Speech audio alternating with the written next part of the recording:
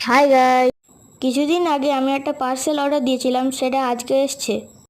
তো চলো দেখা যাক এর মধ্যে কি আছে। ফার্স্টে বক্সটা ওপেন করে নিচ্ছি, তোমরা ততক্ষণ দেখতে থাকো আর আমি এখন বক্সটাকে ওপেন করি। ফ্লিপকার্ট এতটাই ভালোভাবে প্যাকিং করে রেখেছিল, এটা আমার খুলতে খুব মুশকিল হচ্ছিল। আমি তো জানি এর মধ্যে কি আছে, কিন্তু আপনারা ভাবুন এর মধ্যে কি থাকতে পারে। আর এটা এতটাই ভারী আমি চাকাতেই পাচ্ছি না।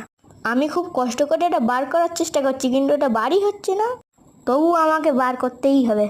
আপনারা ওয়েট করুন এবং গেস করুন অ্যান্ড কমেন্ট করুন এর মধ্যে কি আছে। এবারে তো বুঝতে পারলেন এর মধ্যে কি আছে। আমি এটা বার করতে পারছিলাম না, তাই জন্য মাকে বললাম যে একটু হেল্প করতে আর এটাকে টানতে।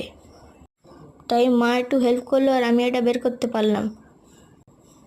তারপরে আমি এটা বার করে এটাকে খুলছিলাম।